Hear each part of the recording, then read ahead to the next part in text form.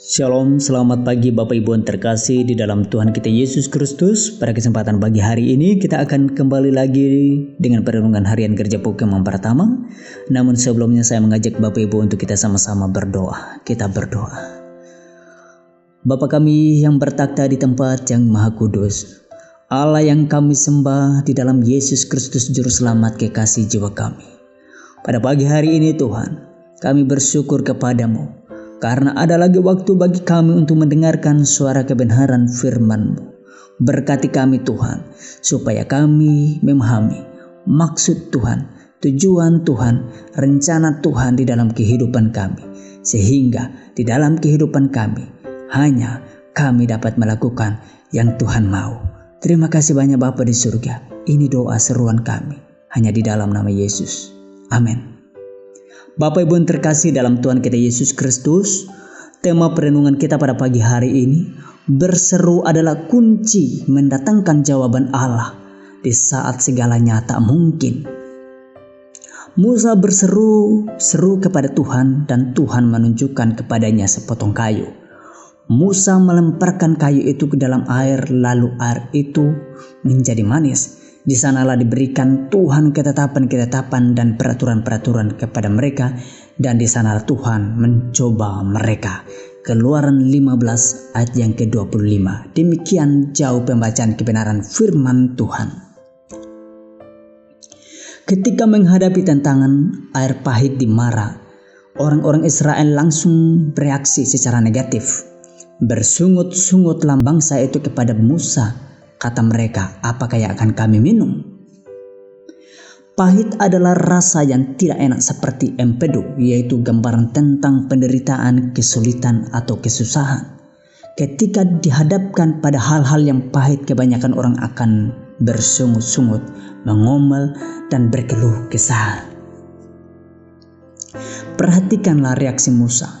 Musa tidak terpengaruh oleh sungut-sungut umat Israel dan tidak menyerah pada keadaan yang ada, tetapi ia membuat keputusan yang tepat, yaitu berseru-seru kepada Tuhan. Ada tertulis, berserulah kepadaku maka aku akan menjawab engkau dan akan memberitahukan kepadamu hal-hal yang besar dan yang tidak terpahami, yakni hal-hal yang tidak kau ketahui. Yeremia pasal 33 ayat yang ketiga. Tuhan menggenapi janji firman-Nya kepada setiap orang yang sungguh-sungguh berseru kepadanya. Ia memberikan jalan keluar, yaitu menunjukkan sepotong kayu. Musa melemparkan kayu itu ke dalam air, lalu air itu menjadi manis. Mujizat terjadi, air pahit itu menjadi manis, sehingga orang-orang Israel dapat minumnya. Manis adalah sesuatu yang berasa seperti gula, madu, yang menyenangkan dan indah.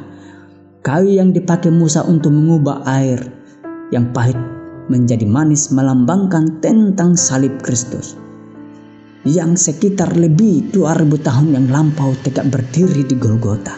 Salib Kristus adalah solusi untuk semua permasalahan yang kita hadapi, termasuk masalah terbesarnya, yaitu dosa.